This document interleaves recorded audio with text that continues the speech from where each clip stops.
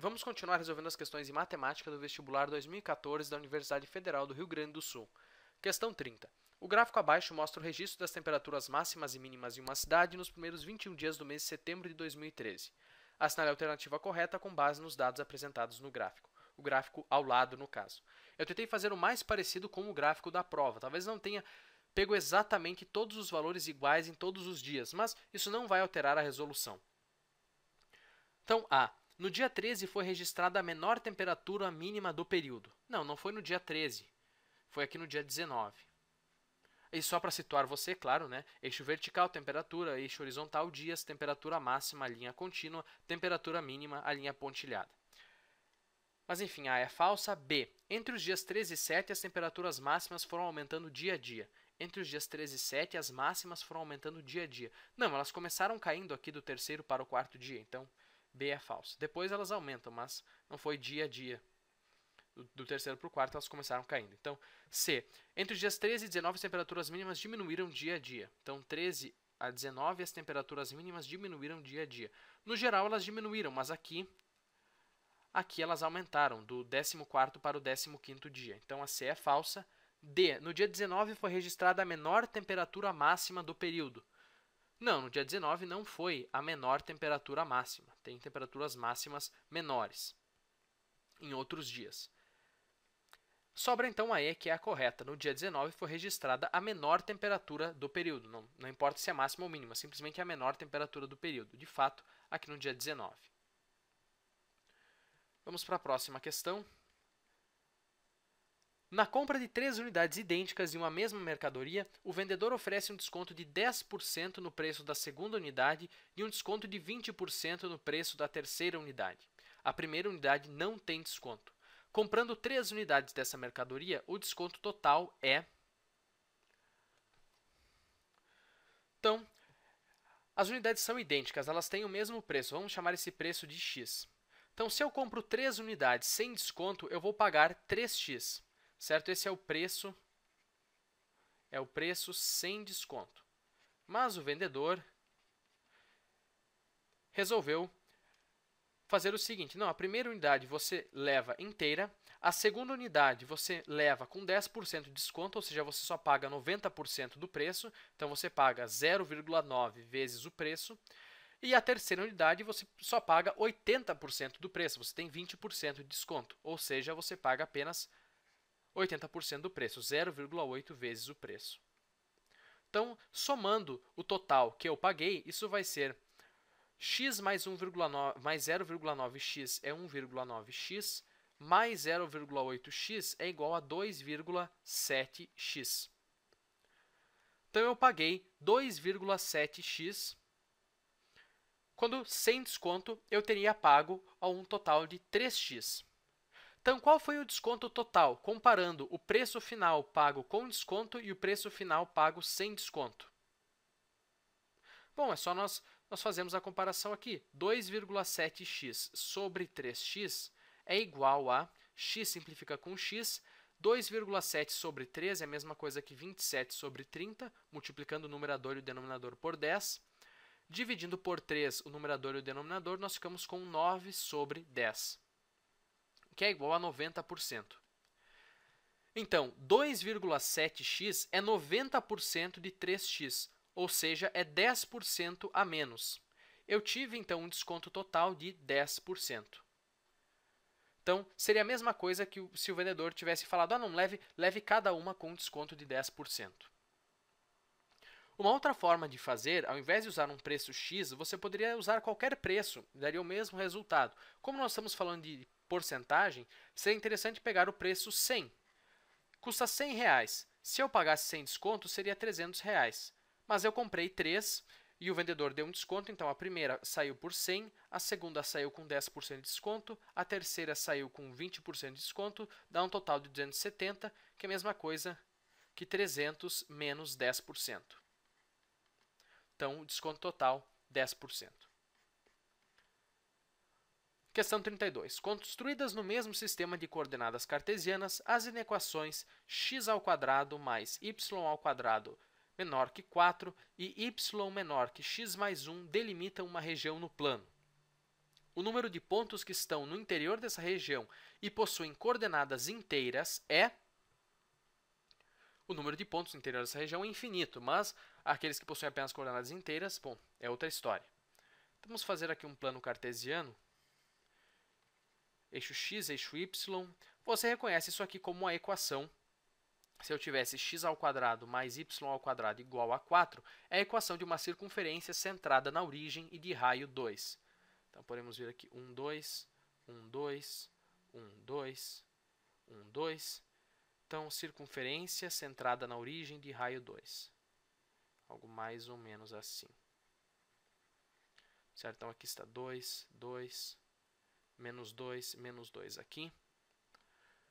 Só que ele me deu uma inequação. X² mais y² é menor do que 4. Então, nós temos toda essa região interna aqui.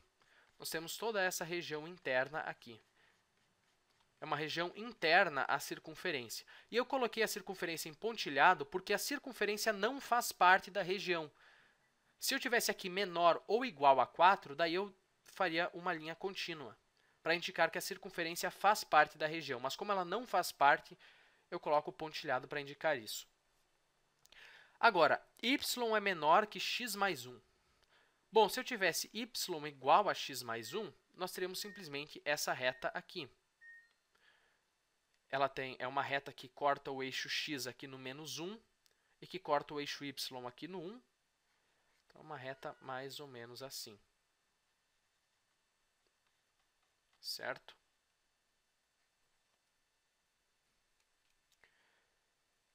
Aliás, como a nossa região é y menor do que x mais 1, vamos fazer essa reta pontilhada, porque ela não faz parte da região. Então, vamos fazer a reta pontilhada, ela não faz parte da região. E y tem que ser menor do que x mais 1, então é toda essa parte aqui para baixo, certo? O y menor do que x mais 1. Então, é toda essa parte para baixo aqui. Bom, a região ela é delimitada por essas duas equações, ou seja, nós temos que fazer a intersecção das duas regiões. A intersecção das duas regiões é essa região aqui, certo? É essa região aqui. E isso aqui está ficando uma bagunça. Eu vou fazer os eixos de novo um pouco mais forte. Então, aqui está o eixo x, aqui está a coordenada 1, aqui está a coordenada 2 no eixo x, aqui está a coordenada menos 1, aqui está a coordenada menos 2, aqui está a coordenada 1, aqui está a coordenada 2 no eixo y. Então, a região é essa região em vermelho, essa é a região que nos interessa. A questão quer saber o número de pontos que estão no interior dessa região e que possuem coordenadas inteiras. Bom, nós podemos simplesmente ver aqui. Quais são os pontos que estão no interior dessa região e que têm coordenadas inteiras? Bom, esse ponto aqui, o ponto 0, 1, não pertence à região, certo? Ele pertence a essa reta y igual a x mais 1, mas ele não pertence à região, porque a região é determinada por y menor do que x mais 1. Então, como eu fiz a reta pontilhada ali, esse ponto não pertence à região, porque aqui no caso y é igual a x mais 1. Mas tem que ser menor. Então, esse ponto não pertence à região. Vamos ver aqui. Nós temos esse ponto 0, 0, que é a origem do sistema de coordenadas, o ponto 0, 0, que claramente pertence à região. Nós temos esse outro ponto aqui, 0, menos 1, o ponto 0, menos 1, que também pertence à região. Nós temos esse outro ponto aqui, de coordenadas 0, menos 2, que não pertence à região, porque ele está sobre a circunferência, e nós vimos antes que a circunferência não faz parte da região, então esse ponto não conta. Vamos ver outro ponto de coordenadas inteiras. Bom, aqui nós temos o ponto 1, 1, que claramente pertence à região, o ponto 1, 1. Nós temos aqui o ponto 1, 0, que claramente pertence à região. Observe, eu estou apenas pegando aqueles que têm coordenadas inteiras, senão nós teríamos infinitos pontos, é claro. Nós também temos aqui o ponto 1, menos 1, 1, menos 1. Vamos ver o que mais. Esse ponto aqui